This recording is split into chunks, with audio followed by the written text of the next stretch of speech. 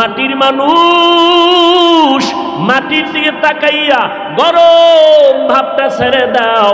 মাটির মধ্যে একটা আসল স্বভাব হলো নরম থাকা। দেখছুনি মাটির মধ্যে কত অন্যায় করা হয়, মাটি কারোর সাথে বেয়াদবি করে না, জবাবও দেয় না।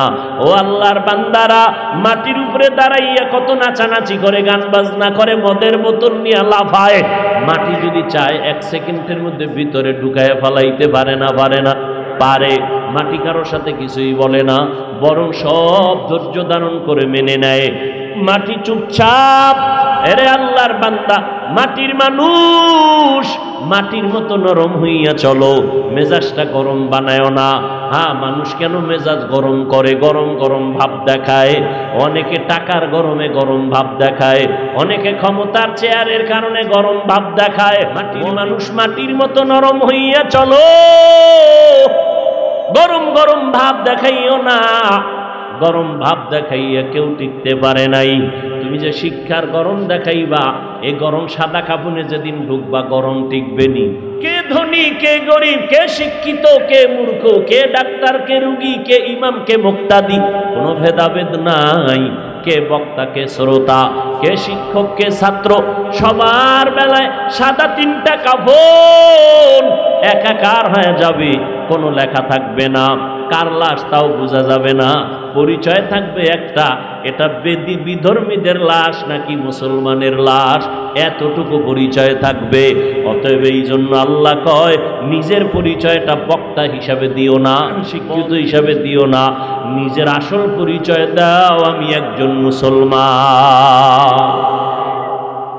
আসল পরিচয় আমি একজন মুসলমান। ও যুবক, স্কুলে পড়ো, কলেজে পড়ো, চাকরি করো, ব্যবসা করো, ভুলিয়া যাইও না তুমি মুসলমান। সারা দুনিয়ার বেঈমানরা সব এক হয়েছে, মুসলমানের উপরে আক্রমণ করবে। কোরআনের মাদ্রাসা বন্ধ করে দিবে, কোরআনের আওয়াজ বন্ধ করে দিবে। মুসলমান যে যেই লাইনে থাকো, পীর সাহেব হওয়ার মুরিদ হও, শিক্ষিত হওয়ার যাই হও না কেন, আমাকে এগুলো আসল পরিচয় না। আমাদের আসল পরিচয় আমরা সবাই কি? জোরে বলেন, আমরা সবাই মুসলমান। এই পরিচয় কবরে, এই পরিচয় হাসরে। অতএব মুসলমান হওয়া বড় কঠিন। মুসলমান কারে বলে? মুসলমান বলে ওই ব্যক্তিকে যে আল্লাহর কাছে নিজেকে বিলীন করে দেয়, নিজের সব আল্লাহর উপরে ছেড়ে দেয়। ও আল্লাহ, তোমার পথটাই আমার পথ, তোমার মত আমার মত, আমার ব্যক্তিগত কোনো মত নাই, আমার ব্যক্তিগত কোনো পথ নাই। ও আল্লাহর বান্দারা, অনেকে মনে মনে ধোঁকা খায় যে হুজুরদের কথা যদি সব মানি, স্বাধীনতা থাকবে না। ও যুবকেরা, একটু চিন্তা করো রে বাবা, তোমার মতো যুবক স্কুল কলেজে পড়িয়া 5 বেলার নামাজ পড়ে আসেনি, তুমি কেন পারবা না? তোমার মতো যুবক 5 বেলার নামাজ পড়ে, তাকায় দেখো র্যাব, আর্মি, পুলিশ, বিডিআরের চাকরি করে, নিজেকে আল্লাহ বিবেক দিছে, জিজ্ঞাসা করো তুমি কেন পারো না? আল্লাহ বলেন, ইন্নাকা লা তাহদি মান আহবাবতা ওয়ালাকিন্নাল্লাহা ইয়াহদি মান ইয়াশা। হে নবী, আপনি যাকে মোহাব্বত করবেন তাকেই হেদায়েতের মালা পরাতে পারবেন না। আমি আল্লাহ যদি চাই, হেদায়েতের মালা তার গলায় লাগবে। আমি আল্লাহ যদি না চাই, সারা দুনিয়ার মানুষ একত্রিত হইয়া চাইলেও তা হবে না। হেদায়েতের মালিক নবীজির নিখুঁত বয়ান, প্রাঞ্জল ভাষার বয়ান, কলিজা কেড়ে নেওয়ার মতো বয়ান। এরপর আবু জাহাল কালেমা পড়ে না। আমি বান্দা তো নাম্বারের বাইরের মানুষ, আমার কথায় সব হেদায়েত হবে এটা চিন্তাও করা যাবে না।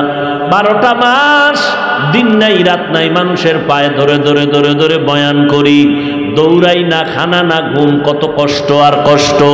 12 মাস বয়ান করি, আর পর মানুষের আমলের খাতা শূন্য। জুমার দিন খতিব সাহেবদের বয়ান, পীর সাহেবদের বয়ান, দাওয়াত ও তাবলীগওয়ালাদের বয়ান, আমাদের বক্তাদের বয়ান। এত বয়ানের পরও আজ মুসলমানের আমলের খাতা শূন্য।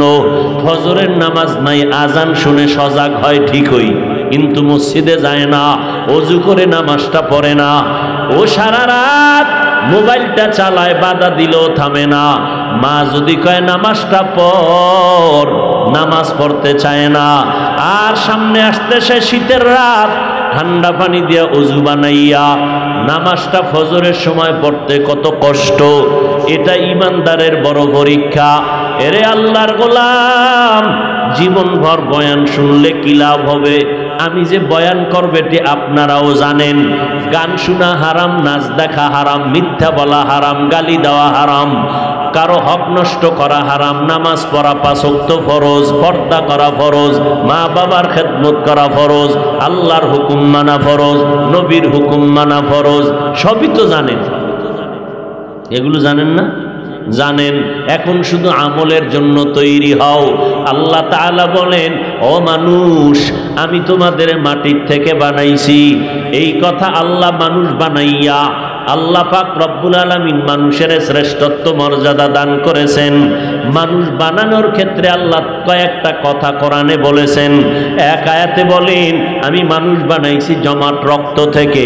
ইকরা বিসমি রাব্বিকাল্লাযী খালাক, খালাকাল ইনসানা মিন আলাক। আমি আল্লাহ মানুষ সৃষ্টি করেছি জমাট রক্ত থেকে। অন্য আর এক আয়াতে আল্লাহ বলেন, আমি মানুষ বানাইছি নাপাক পানির থেকে। হাল আলাল ইনসানি হিনুম মিনাদ দাহরি লাম ইয়াকুন শাইআম মাযকুরা ইন্না খালাকনাল ইনসানা মিন নুতফাতিন আমশাজিন নাবতালি ফাজআলনাহু সামিআম বাসীরা। আমি মানুষের কোনো অস্তিত্বই ছিল না, আমি আল্লাহ অস্তিত্ব দান করলাম নাপাক পানির মাধ্যমে। এক ফোঁটা পানির দ্বারা আল্লাহ পাক রব্বুল আলামিন বলেন, ও মানুষ, এক কথা তোমাদের মাটির থেকে বানাইছি, আর এক কথা জমাট রক্ত থেকে সৃষ্টি করেছি, আর এক কথা নাপাক পানির থেকে সৃষ্টি করেছি। এতগুলো কথার মধ্যে আসল কোনটা? মুফাসসিরিনে কেরাম বলেন, মাটির সৃষ্টি কথাটাই আসল। যদি মাটির সৃষ্টি কথাটাই আসল হয়, তাহলে নাপাক পানির সৃষ্টি কথার ব্যাখ্যা কি? রক্ত দিয়ে আল্লাহ বানাইছেন কথার ব্যাখ্যা কি? মুফাসসিরিনে কেরাম বলতেছেন, এরে মানুষ, আল্লাহ পাক রব্বুল আলামিন মানুষ বানাইছেন মাটির দ্বারা, এটাই বাস্তবতা। রক্ত থেকে কেমনে বানাইছেন? আল্লাহ পাক কোরআনের অন্য আয়াতে বলেন, ওয়ালাকাদ খালাকনাল ইনসানা মিন সুলালাতিন মিন তিন সুম্মা জাআলনাহু নুতফাতান ফি ক্বারারিম মাকিন সুম্মা খালাকনান নুতফাতা আলাকা ফাখালাকনাল আলাকাতা মুদগা ফাখালাকনাল মুদগাতা ইযামা ফাকাসাউনাল ইযামা লাহমা সুম্মা আনশানাহু খালকান আখার ফাতাবারাকাল্লাহু আহসানুল খালিকিন।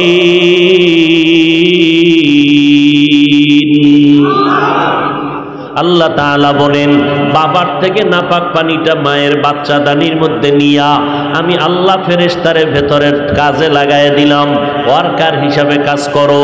নাপাক পানিটারে 40 দিন শোধন করো, রক্তের পিণ্ড হবে, এর উপরে গোশত, এর উপরে হাড্ডি, হাড্ডির উপরে গোশত, এইভাবে করে একটা মানুষের স্ট্রাকচার বানাইলাম। এরে বান্দা, আমি আল্লাহ পাক তোমাকে মাটির থেকে সৃষ্টি করলাম, এটা আসল কথা। এইবার জমাট রক্ত বা মানুষের জীবন বাঁচানোর জন্য রক্ত হলো একটা মূল চালিকা শক্তি। রক্ত জমাট হয়ে গেছে, মানুষ মরে যাবে। অতএব এদিকে নজর করে আল্লাহ বলেন, আমি জমাট রক্ত থেকে তোমাকে সৃষ্টি করলাম, ওই রক্তের পিণ্ডুর উপরে গোশত পরিণত করলাম, হাড্ডি দিলাম, আবার গোশত দিয়া সুন্দর একটা সূরাতে মানুষ বানায় দিলাম। আল্লাহ কত সুন্দর কারিগর। এরে বান্দা, মাটির থেকে আল্লাহ ডাইরেক্ট বানাইছেন আদম নবীরে। কাকে? পয়গম্বর আদম। তিনি কয়জন? আরো জোরে বলেন। একজন। তাহলে বলা দরকার ছিল, মিনহা খালাকনাকা, হে নবী আদম, তোমাকে আমি মাটির থেকে সৃষ্টি করেছি। কিন্তু তোমাদেরকে কেন বললেন মিনহা খালাকনাকুম? তোমাদেরকে বানাইছি। তোমাদের মানি আদম তুমি একা না, আরো সবাই। আল্লাহ তোমাদের কথা বললেন কেন? অথচ বানাইছেন আদম একা। মিনহা খালাকনাকা না বলিয়া মিনহা খালাকনাকুম বললেন কেন? এর কারণ হলো, আল্লাহ শুধু আদমকেই মাটির থেকে বানায় নাই, সন্তানগুলোকেও মাটির সৃষ্টি করেছেন। বলে কেমনে? এক নম্বর জবাব, মা বাবা যেই পদার্থের হবে সন্তানেরাও ওই পদার্থের হবে। আদম যেহেতু মাটির, আদম থেকে আম্মাজান হাওয়া আলাইহিস সালামকে সৃষ্টি করলেন, সন্তানও ওই পদার্থেরই হবে। এই দিক থেকে মাটির সৃষ্টি। নাম্বার 2, আল্লাহ পাক রব্বুল আলামিন নাপাক পানির থেকে বানাইছেন। ওই পানিটাও একটা ভিটামিন থেকে তৈরি হয়। ভিটামিন তৈরি হয় খাদ্য দ্বারা, খানা তৈরি হয় মাটির থেকে। এই জন্য আল্লাহ মূলের দিয়ে নজর করে বললেন মাটির থেকে বানাইছি। 3 নাম্বার ব্যাখ্যা হলো, আল্লাহ নাপাক পানিটারে যখন ফেরেশতারে কয় এটারে মন্থন করো, শোধন করো, রক্তের পিণ্ডে পরিণত হবে, আল্লাহ পাক রব্বুল আলামিন বলে একটু মাটির চিমটি লাগায় দাও। ফেরেশতারা বলে কোথার থেকে মাটি আনবো? এই লোকটা মারা যাওয়ার পরে যেখানে কবর হবে ওখান থেকে মাটিটা এনে লাগায় দাও। মরবে কোথায়, কবর কোথায় আল্লাহ জানেননি। আল্লাহ বলেন অমুক জায়গায় যাও, এর কবর ওখানে, ওখান থেকে এক চিমটি মাটি এনে দাও। প্রশ্ন বড় জটিল। যারা আগুনে পুইরা মরে গেল, যারা পানির মধ্যে ডুইবা মরে যায়, এদের লাশের কোনো অস্তিত্বই থাকে না, এদের তো কবরও নাই, এদের নাপাক পানির সাথে মাটি পাবে কোথায়? এইবার প্রশ্নের জবাব হলো, আল্লাহ পাক আমাদের পিঠের মধ্যে একটা মেরুদণ্ড দিছেন, লম্বা হাড়।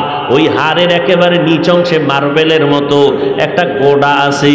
আগুনে যদি নষ্ট হয়ে যায় লাশ, কোনোদিন ওই গোড়া নষ্ট হবে না। পানিতেও যদি লাশ ধ্বংস হয় ওই গোড়া নষ্ট হবে না। আজ না কাল এক সময় গিয়া মাটির সাথেই মিশে যাবে, মাটি স্পর্শ করবে। কেউ না জানে তো আমার আল্লাহ ভালো করে জানেন। ওখান থেকে হাসরের ময়দানে আল্লাহ মানুষ হাসরের ময়দানে দাঁড় করাবেন। যেই সূরাতে মারা যাবে ওই সূরাতে দাঁড় করাবেন। কে দাঁড় করাবেন? আল্লাহর ক্ষমতা আসেনি? মানুষ পারলে আল্লাহ পারবে না কেন? আমার স্ত্রীর কানের অলংকার ভেঙ্গে গেছে, নাকের হার ভেঙ্গে গেছে, গলার হার। স্বর্ণকারেরে বললাম, এই স্বর্ণকার, আমার স্ত্রীর কানের অলংকারটা ভেঙ্গে গেছে, তুমি এটাকে আগুনে গলাইয়া পানি বানাইয়া অবিকল ওই ডিজাইনে আর একটা কানের অলংকার বানায়া দাও। স্বর্ণকার পারেনি? পারেনি? স্বর্ণকার পারলে আমার মাওলা কেন পারে না? যেই কানের অলংকারের অস্তিত্ব বিলীন করে আগুনে পচাইয়া গলাইয়া এরপরে আবার অবিকল একটা কানের অলংকার বানাইতে পারে, আমার আল্লাহ যেই সূরাতে তোমারে বানাইছেন মাটির সাথে মিলাইয়া নিশ্চিহ্ন করে আবার হাসরের ময়দানে অবিকল ওই সূরাতে কেন উঠাইতে পারবেন না?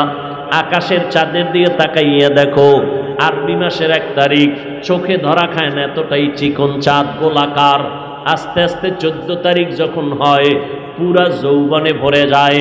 15 তারিখের পরে আবার যৌবনের ভাটা লাগে। লাগতে লাগতে আরবি মাসের শেষে চাঁদ নাই, চাঁদ নাই, চাঁদটা বিলীন হয়ে গেল। আবার পরের আরবি মাসের 1 তারিখ আবার অবিকল ওই চাঁদটা উঠে না, উঠে না, উঠে আবার 14 তারিখের মধ্যে ভরা যৌবন পায়। আবার 15 তারিখের পরে আবার ভাটা লাগে। আল্লাহ পাকে বিশাল চাঁদ প্রথম সূরাতে উঠাইয়া যৌবন দিয়া ভাটা লাগাইয়া নাই বানাইয়া আবার যদি প্রথম আগের পরের মাসের 1 তারিখ উঠাইতে পারে, আমার বান্দা আল্লাহ পাক তার বান্দাগুলো আবার মায়ের গর্ভ থেকে ছোট আকারে দিয়া আস্তে আস্তে বড় বানাইয়া যৌবনের মধ্যে ভরপুর দিয়া আবার 40 বছরের পরে যৌবনে ভাটা লাগাইয়া মাটির সাথে নিশ্চিহ্ন করিয়া হাসরের ময়দানে আবার উঠাইতে পারবেননি। কাদের কুদরত দারি বার কামাল, আন্তা রব্বি আন্তা হাসবি যুল জালাল, তুহি কাদের জলিলুল্লাহ জাহাদার, বহর হালে তুহি মেরা নেগাহদার। আমরা কিসের সৃষ্টি? জোরে বলেন। এটাই আসল। আল্লাহ মাটির সৃষ্টি করিয়া এত যুক্তি টুক্তি দিয়া মাটির সৃষ্টি প্রমাণ করতে চান কেন? এর কারণ হলো আল্লাহ পাক বুঝাইতে চান, এই মাটির সৃষ্টি মানুষ, তোদের আমি আল্লাহ মাটির থেকে বানাইয়া পায়ের তলের মাটি, সম্মানটা পায়ের তলে রাখি নাই, আমি আল্লাহ সবার উপরে দিলাম। নূরের সৃষ্টি ফেরেশতার থেকেও তোদের দাম বেশি। আগুনের সৃষ্টি জিন শয়তানের থেকেও তোদের মূল্য বেশি। নূরের সৃষ্টি ফেরেশতা শ্রেষ্ঠ না, মাটির সৃষ্টি মানুষ। ওয়ালাকাদ কাররামনা বানি আদম ওয়া হামালনাহুম ফিল বাররি ওয়াল বাহরি ওয়া রাযাকনাহুম মিনাত তাইয়্যিবাত ওয়া ফাদ্দালনাহুম আলা কাসীরিম মিম্মান খালাকনা তাফদীলা। বনি আদম বড় দামি। আল্লাহ কয় কেমন দামি? তুই দুনিয়াতে যাওয়ার আগে তোর সুন্দর বিল্ডিং সুন্দর করে সাজাইলাম। ও বান্দা, আমি আসার জন্য প্যান্ডেল, আমার জন্য মাইক, আমার জন্য লাইট, আমার জন্য যা আমি আসার আগেই তা সাজানো হয়েছে, আমি আসার পরে না। কারণ প্যান্ডেলের জন্য আমি না, প্যান্ডেল আমার জন্য। মাইক আমার জন্য, আমি মাইকের জন্য না। বাতি আমার জন্য, আমি বাতির জন্য না। দুনিয়াটা আপনার আমার জন্য, আমরা দুনিয়ার জন্য না। এই জন্য আগে আল্লাহ দুনিয়া সাজাইছেন, আমার চলাফেরার রাস্তা বানাইছেন, আমার ঘুমানোর জন্য বালিশ লাগবে, তুলা গাছ বানাইছেন, আমার পেটের ক্ষুধা নিবারণের জন্য পানি লাগবে, আগে আল্লাহ পানির আয়োজন করেছেন। আমার চলতে গেলে বাতাস লাগবে, বাতাসের আয়োজন করেছেন।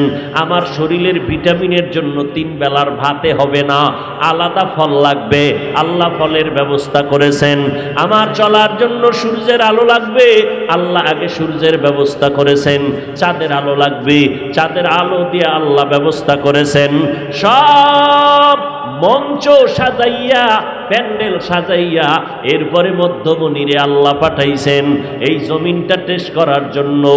এই পাবলিক, মোনাজাতটা কিন্তু দিয়েই ফেলাম।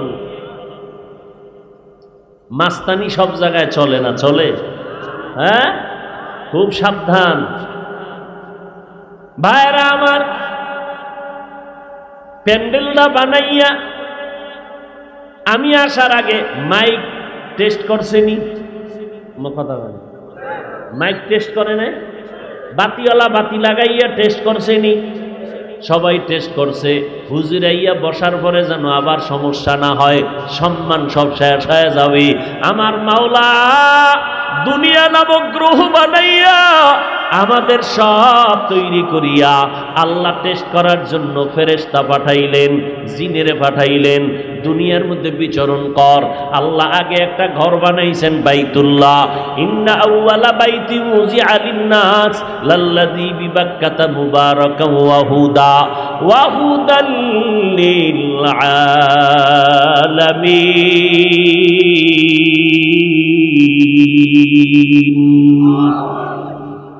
আল্লাহ তাআলা একটা ঘর বানাইছেন, পৃথিবী নামক গ্রহটা বানাইয়া। কি বানাইছেন? আরে কথা কন না কেন? ঘর নাম কি? আরে জোরে কন। বসবাসের না ইবাদতের? বসবাসের ঘর না বানাইয়া ইবাদতের বানাইলেন কেন? তোমগো বসবাসের জন্য আল্লাহ দুনিয়ায় পাঠায় নাই, তোমগো বসবাসের ঘর জান্নাত। দুনিয়া পাঠাইছেন কেন? বিড়ি টানতে, গাঞ্জা খাইতে? কেন পাঠাইছেন? আল্লাহ ইবাদতের জন্য পাঠাইছেন। এই জন্য ইবাদতের ঘর আগে বানাইছেন। নাম কি? বাইতুল্লাহ। কেমন দামি ঘর! অল টাইম তাকায় থাকবেন, কিচ্ছু পড়বেন না, বলবেন না, সওয়াব অনবরত লেখাই হবে। এমন সুন্দর বাইতুল্লাহ আল্লাহর ঘর, জমিনে আমার বান্দা যাবে শ্রেষ্ঠ। এরা যাওয়ার আগে জমিনটা টেস্ট করার জন্য জিনেরে পাঠাইলেন। এরা আইসা উল্টা পাল্টা করণ, এদের তারাইয়া আল্লাহ ফেরেশতা পাঠাইলেন। সর্বশেষ জমিনের বাসিন্দা, জমিনের মেহমান, আল্লাহর মুহাব্বতের বান্দাদের পাঠাইলেন। ও বান্দা, দুনিয়ায় যাও, তোমার যা দরকার সব ব্যবস্থা করেছি। আসমান তোমার জন্য, জমিন তোমার খেদমতের জন্য, পাহাড় তোমার গোলামির জন্য, আর সূর্য তোমার গোলামির জন্য, চন্দ্র তোমার গোলামি করার জন্য, বাতাস তোমার গোলামি করার জন্য, পানি তোমার গোলামি করার জন্য, সব কিছু আপনার আমার গোলামি করার জন্য। আপনি আমি কার জন্য?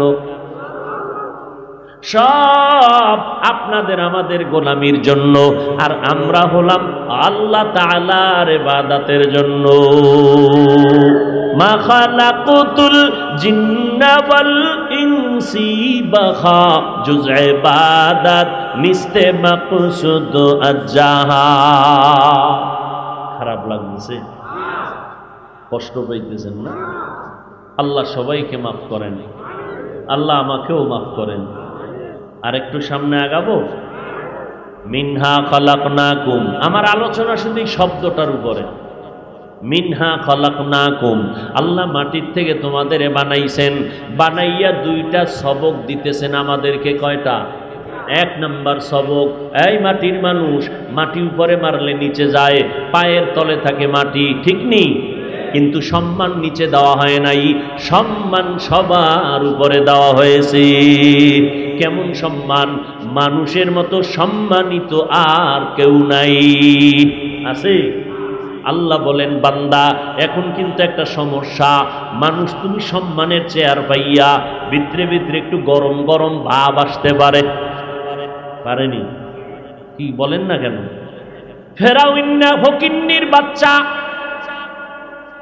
টাকা নাই পয়সা নাই, গরিব, মানুষের ক্ষেতের শশা টোকাইয়া মাথায় টাইনা টাইনা মিশরে বিক্রি করে কিছু টাকা পায়। কেনা? আরে কথা বলেন না কেন? ফেরাউন ফকিন্নি, কিন্তু এক সময় টাকা পয়সার মালিক হইয়া অনেক ইতিহাস চেয়ারে বসছে। চেয়ারে বইয়া উজির হামানের ডাক দিয়ে কয়, রে হামান, মনে চায় একটু খোদা খোদা ভাব লাগতেছে ভিতরে, তো কি করবেন? কয় দাবি করুন। কয় করেন। কয় করলে আবার ছোট খোদা দাবি করে কে? আনা রব্বুকুমুল আলা, আমি হইলাম এই দুনিয়ার সব থেকে বড় খোদা। নাউজুবিল্লাহ। না কোটি টাকার মালিক দেখো অভাব হয় না দূর, গরিব ঘুমায় আরাম করে মনটা বাহাদুর। ফেরাউনের লাশটা দেখো মিশর জাদু ঘরে, খায় না মাটি পোকা মাছি সবাই ঘৃণা করে। হৃদয়ে থাকিবে জান নম্রতা সদা, রহমত আসিবে সেথা প্রভুর ওয়াদা। বড়র বড়াই থাকলে দিলে রহমত আসবে না, নিজেকে নিজে ছোট মনে করিও সদা। উঁচু জমিন থেকে পানি নিচু জমিনে যায়, তেমনি খোদার রহমত আসে নম্রতার হৃদয়। ভোগ বিলাসের বাড়ি গাড়ি পরে রবে সব, ভোগ বিলাসের বাড়ি গাড়ি পরে রবে সব। থাকতে সময় স্মরণ করো আল্লাহ আমার রব, থাকতে সময় স্মরণ করো আল্লাহ আমার রব। আমাদের রবকে সবাই বলেন কে?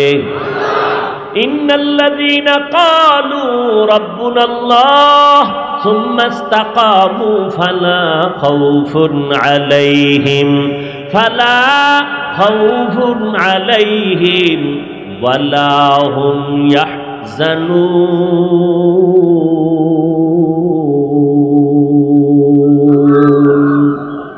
যারা বলে আমার রব আল্লাহ, এই কথার উপরে জীবনকে পরিচালনা করবে, আল্লাহ কয় তোমাদের কোনো ভয় নাই, তোমাদের কোনো পেরেশানি নাই, আমি আল্লাহ নিজের কুদরতি জিম্মায় তোমাকে বিনা হিসাবে জান্নাত দিয়া দিব। আতিনা ফি দারে দুনিয়া না হাসান, আতিনা ফি দারে উকবানা হাসান, ইয়া গিয়াসাল মুস্তাগীসিন ইহদিনা লাফতিখারা বিল উলুমে ওয়াল গিনা। হর গরিদে নেকো তু তৈয়ার হ্যায়, जो न मांगे उससे तू बेजार है। মিনহা খালাকনাকুম শব্দ দিয়া দুইটা উপদেশ আল্লাহ আমাদের দিতে চান।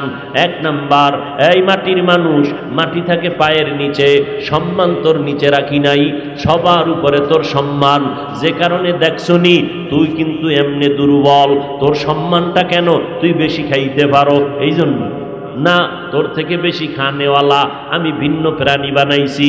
বড় বড় সমুদ্রের ভিতরে নীল তিমি আছে, নীল রঙের তিমি, এক একটা নীল তিমির প্রতিদিনের খাদ্য তালিকা 1000 কেজি চিংড়ি মাছ। সুবহানাল্লাহ না? কে খাওয়ায়? কোহে কাফ পর্বতের চূড়ায় একটা প্রাণী বসবাস করত, সিমোর। ওই প্রাণীটার প্রতিদিনের খাদ্য তালিকা 40টা মোটা তাজা হাতি। মাছ কিরম একটা নি, কোটি কোটি মাছ খাইতেছে। খানার বেলায় ওরা আমগো থেকে বড় দামি। তাহলে আমগো এত সম্মান কেন? মাছের এত সম্মান নাই। আমগো সম্মানটা খানার কারণে না। খানার কারণে আমগো শক্তি বেশি এই জন্য না। আল্লাহ নিজেই বলেন ওয়াখুলিকাল ইনসানু যায়ীফা, আমি মানুষ বড় দুর্বল করে বানাইছি। অতএব আমগো মতো দুর্বল আর কিছুই নাই। পিপিলিকা আমগো থেকে শক্তিশালী, মশা আমগো থেকে শক্তিশালী। একটা মশাকে কেন্দ্র কইরা হাজার হাজার মানুষের পেটে খানা আসে মশার কারণে। মশার কারণে কি আছে? আরে ভাই কথা কন না কেন? কেন? মশা তাড়ানোর জন্য মশারির ফ্যাক্টরি, কয়েলের ফ্যাক্টরি, স্প্রের ফ্যাক্টরি, হাজার হাজার কর্মচারীরা কাম করে আর বেতন খায়। মশার কেন্দ্র করে পেট চলে। তাহলে আমগো থেকে শক্তিশালী মশা, আমগো থেকে শক্তিশালী পিপিলিকা, আমগো থেকে শক্তিশালী বাতাস, আমগো থেকে শক্তিশালী আল্লাহ পাকের ভিন্ন মাখলুক, ঠিক নেই? বাঘ আমগো থেকে বড় শক্তিশালী, সাপ আমাদের থেকে শক্তিশালী, কিন্তু সম্মান আমাদের থেকে বেশি নাই। যে কারণে শক্তিশালী বাঘ মুমিনের সামনে মাথা নত করে দেয়, শক্তিশালী সাপ মুমিনের সামনে মাথা নত করে দেয়। আমার নবীকে দেখার জন্য ওই হিজরতের রাতে সাপ গর্তের মধ্যে আছে। আবু বকর পা দিয়া ছিদ্র বন্ধ করেছে, পায়ের মধ্যে আঘাত করেছে। আবু বকর পাওটা সরায় দাও, রহমতের নবীকে একটা নজর দেখতে চাই। শক্তিশালী হলেও কিন্তু সম্মান আমাদের থেকে বেশি না। একটা গরু আছে না, গরু দুধ দেয় কয় কেজি? বর্তমানে বেশি দেয় না? কয় কেজি? 10, 15, 20 কেজি দুধ দেয়। এই গরুটা একটা লাথি মারলে দুধ পাইতো, মুতো পাইতো না। কথা ঠিক নেই? একটা গরু যদি মেজাজ গরম করে, পৃথিবীর কোন মেশিন দিয়া দুধ নিতে পারবে? দেখছেন নি? গরুটা যতই মেজাজ খারাপ হোক, মালিক আইছে ঠান্ডাভাবে দাঁড়ায় আছে। ও শক্তিশালী। হাতি শক্তিশালী, মানুষের সামনে দুর্বল। আল্লাহ পাক মানুষের সম্মান বাড়ায় দিছেন। কেন রে মানুষ? মাটির থেকে তোরে বানাইছি, সম্মান সবার উপরে দিলাম। খানার কারণে দেই নাই, তোমার মেধা বেশি এই জন্য দেই নাই। কারণ তোমার থেকে বেশি ভালো মেধা, নিখুঁত মেধা মৌমাছির মধ্যে আছে, ছাগলের বাচ্চার মধ্যে আছে। দেখছুনি একটা ছাগলের বাচ্চা দুনিয়াতে যখন আসে, সাথে কেউ থাকে না, বাচ্চা নিজের দুনিয়াতে আইসা চার পায়ে দাঁড়াইয়া মায়ের দুধের ওলান খুইজা বের করে দুধ পান করে। আর আমরা এতটাই দুর্বল, আম্মা জানের থেকে যখন দুনিয়াতে আসব, আম্মা জানের ডানে বামে কত সহযোগী আমার দাদি নানি বসা। আম্মা জান আমার মুখে দুধ দেয়, আমি পারি না, গাল বেয়ে পড়ে যায়। আম্মা জান দুধ দেয়, আমি ফালায় দেই, খাইতে পারি না, কেমনে খায় তাও জানি না। আর একটা ছাগলের বাচ্চা মায়ের ওলানের মুখ লাগায়, কাউকে দেখাইয়াও দিতে হয় না। মৌমাছিরা বাসা বানাইছে কত সুন্দর। এক একটা বাসার ভিতরে 20 থেকে 40 কেজি মধু। মধুর বোতলগুলো খোলা, নিচের দিকে এক ফোঁটা মধু কোনো সময় পরিয়াও যায় না। বেডরুম সুন্দর আলাদা, ডাইনিং আলাদা, তাদের বাথরুমগুলো আলাদা। এত সুন্দর বিল্ডিং, একটা ডালের সাথে বাইজা রয়েছে 20 কেজি 30 কেজি মধু, কখনো ভাঙ্গা পড়ে যায় নাই। রুমগুলো সবগুলো টু দি পয়েন্ট ঠিক করা, একটার মধ্যে আঁকা বাঁকা নাই। ইঞ্জিনিয়ার বিল্ডিং করছে, আঁকা বাঁকার কোনো শেষ নাই। আর এক ইঞ্জিনিয়ার কয় এটা তাড়াতাড়ি বইরা মরবে, তোরাও মারা যাবি, বিল্ডিং এর মেয়াদ নাই, রড মনে হয় ভালো দেয় নাই। ভুলে ভরা, বৈজ্ঞানিকদের থিওরির মধ্যে ভুল। বৈজ্ঞানিকরা একটা বলছিল 7ই মে কেয়ামত হবে, মে মাসের 7 তারিখ হয়েছিল কেয়ামত, হয় নাই। কাঁচা মিশা কথা বলল। অনেক সময় খবর দেয় কি আসতেছে 3 দিনের মধ্যে এই পরিমাণ ঘূর্ণিঝড়, খবরই নেই, সব ভুলে ভরা। অথচ মৌমাছির বাসার মধ্যে নিখুঁত কাম করে, কোনো ভুল নাই। ওরে চড়িয়া বাবুই পাখির মধ্যে দেখো তাল গাছে বাসা বানায়, কি সুন্দর। মাকড়সার জাল বানায়, কত সুন্দর। নজর করে দেখো এত সুন্দর জাল বানায়, মানুষ এগুলো কোনোদিন পারবে না। ও আল্লাহর বান্দারা দেখো তাকাইয়া, তোমার মেধার কারণে তোমার বেশি সম্মান না, না তুমি বেশি খাইতে পারো এ কারণেও না, তোমার চেহারা বড় সুন্দর এই কারণেও না, কারণ আফ্রিকার জঙ্গলের বেলাল চেহারা বেশি সুন্দর না, বেশি ফর্সা না, আল্লাহ তার মর্যাদা তো আশারায়ে মুবাশশারার মধ্যে নাই, কিন্তু আল্লাহ জান্নাতের মধ্যে নবী বলেন আমি হাঁটার আওয়াজ পাইলাম। এত মর্যাদা আল্লাহ তাআলা বেলাল রাদিয়াল্লাহু তাআলা আনহুকে দান করেছেন। এরে নবীর উম্মতের দল, তাহলে মানুষের এত দাম কেন? একমাত্র কারণ ফেরেশতারা 24 ঘন্টা আল্লাহর তাসবিহ পড়ে, গুনাহ করবে দূরের কথা, গুনাহ চিনেই না। মানুষের সম্মান কেন? মানুষের সম্মান হওয়ার কারণ মানুষ গুনাহও চেনে, নেকও চিনে। গুনাহ করলে মজা আছে তাও জানে, মজার পেছনে সাজা আছে তাও জানে। জানার পরে যারা গুনাহ করার জায়গা পাইয়া গুনাহ করবে না, বরং আল্লাহর ভয়ে গুনাহ থেকে ফিরে যাবে, তখন আল্লাহ কয় এই বান্দাটার সম্মান ফেরেশতার থেকেও বড় দামি। ফেরেশতারা তো গুনাহ করবে দূরের কথা, গুনাহ চিনেই না। আর মানুষ এই 500 টাকার একটা বান্ডিল আছে না, একটা বাচ্চার কাছে যদি দেন, বাচ্চা যদি এইটারে আগুনে পুড়িয়ে দেয়, কয় বছর জেল হইব? না কথা কয় না, বুঝেন নাই? 1000 টাকার বান্ডেল শিশু বাচ্চার কাছে দিছেন, ও আগুনে ফালাইয়া দিছে, কয় মাসের জেল? কেন? এটা সওয়াবের কাজ করছে। তাহলে বাচ্চাও 1000 টাকার বান্ডেল আগুনে দিকার যাই দূর, জেল হবে দূরের কথা, ও বুঝেই না এটার মূল্য কত। ঠিক নেই? ফেরেশতারা যত ইবাদত করুক, গুনাহ কি জিনিস বুঝেই না। মানুষ দামি কেন? ও বুঝে গুনার মজাটা কেমন। মজা বুঝার পরে সাজার ভয়ে গুনাহ যখন ছেড়ে দেয়, আল্লাহর আযাবের ভয়ে, আল্লাহ কয় তোর দাম ফেরেশতার থেকে উপর। মিনহা খালাকনাকুম, মাটির মানুষ আমি মাটির থেকে বানাইয়া সম্মান দিলাম সবার উপরে। 2 নাম্বার কর্মসূচি, 2 নাম্বার উপদেশ, সম্মানের চেয়ার পাইয়া আমি ভাব দেখাইও না রে বাবা। খবরদার, ফেরাউন আমি ভাব দেখাইয়া টিকতে পারে নাই, নমরুদ টিকতে পারে নাই, সাদ্দার টিকতে পারে নাই, কাদ টিকতে পারে নাই, আবু জাহাল আবু লাহাব টিকতে পারে নাই। আল্লাহ সূরা নাজিল করে করে ধ্বংস করে দিলেন। তাব্বাত ইয়াদা আবি লাহাবিউ ওয়া তাব মা আগনা আনহু মালুহু ওয়া মা কাসাব। এরে আল্লাহর বান্দা, মাটির মানুষ, মাটির দিকে তাকাইয়া গরম ভাবটা ছেড়ে দাও। মাটির মধ্যে একটা আসল স্বভাব হলো নরম থাকা। দেখছুনি মাটির মধ্যে কত অন্যায় করা হয়, মাটি কারোর সাথে বেয়াদবি করে না, জবাবও দেয় না।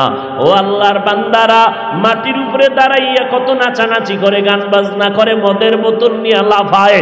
মাটি যদি চায় 1 সেকেন্ডের মধ্যে ভিতরে ঢুকায় ফেলাইতে পারে না? পারে না? পারে।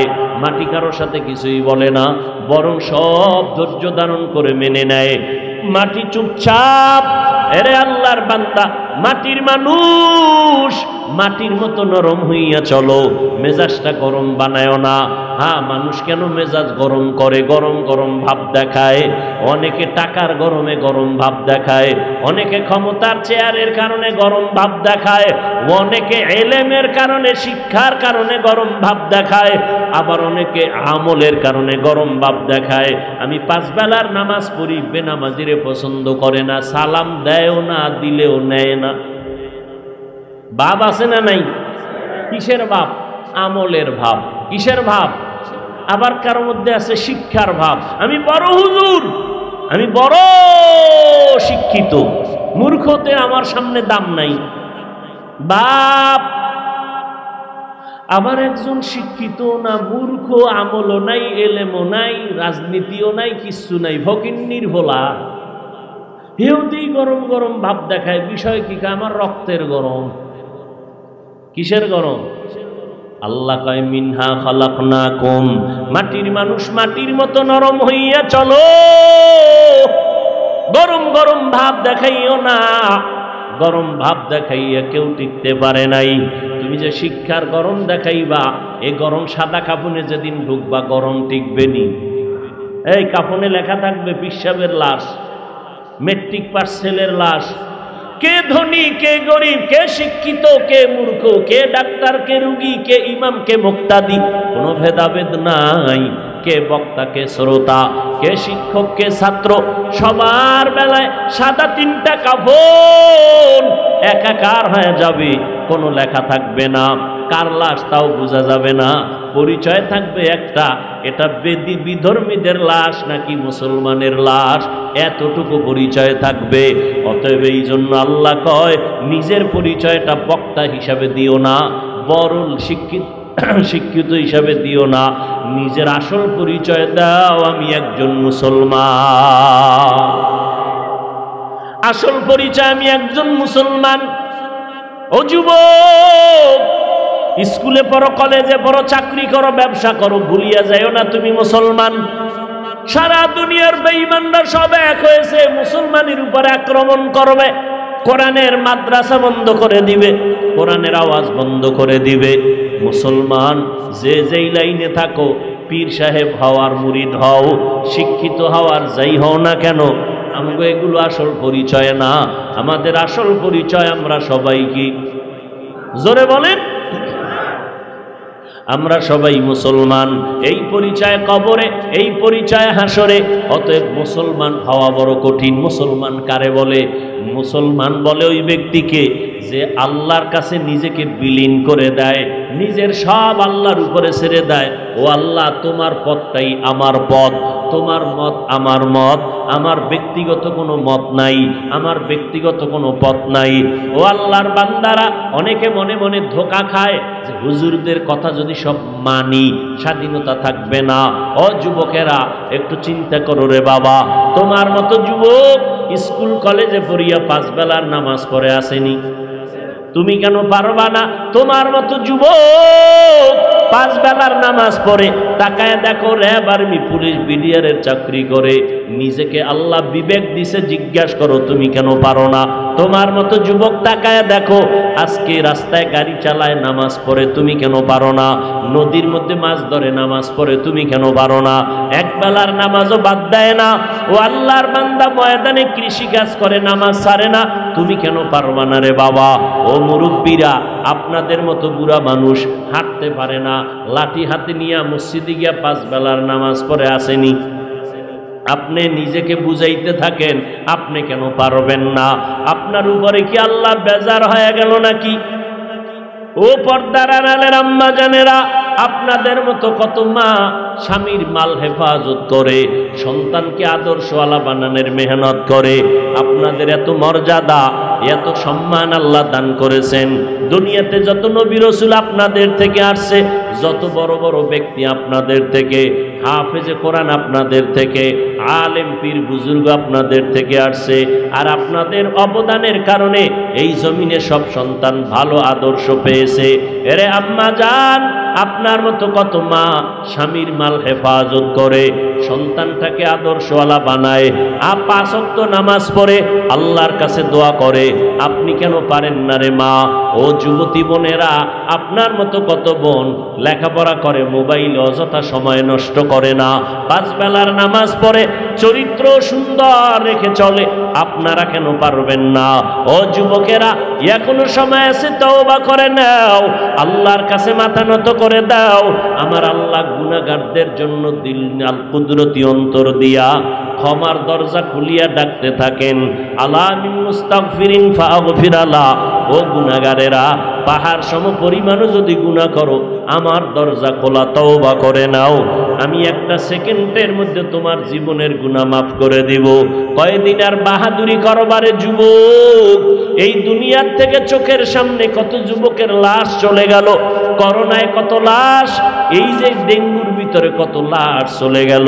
ও আল্লাহর বান্দা, বালিশে যখন মাথা লাগাইয়া ঘুমাও, ঘুমের মধ্যে মনের প্রশ্ন করিও, ঘুমের মধ্যে কত মানুষ মরিয়া যায়। আমাকে আল্লাহ যদি নিয়ে যায়, আমি কবরে গিয়া কি জবাব দিব?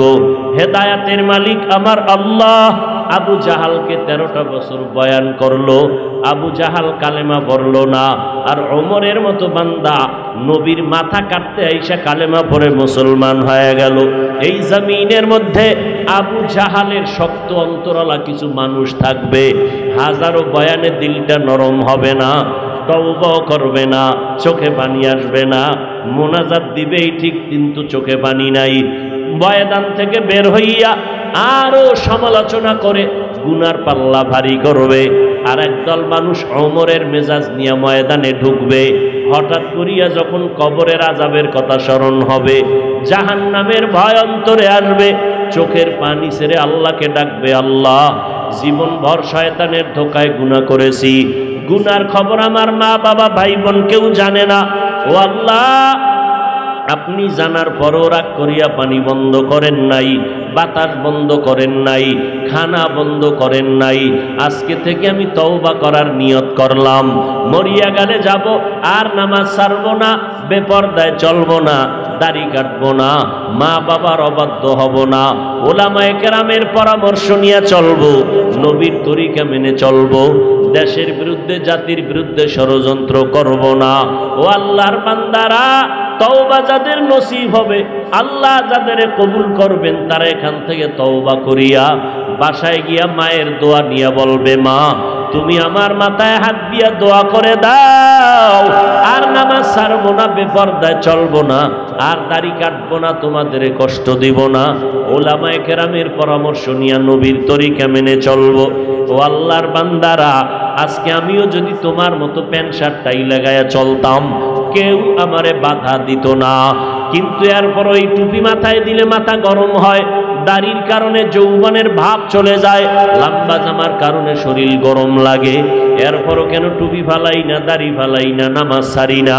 একমাত্র কারণ আল্লাহর কোরআন সত্য। এক জাররা পরিমাণ গুনাহ নিয়ে কবরে গেলে আযাব ভোগ করার সহ্য করা যাবে না।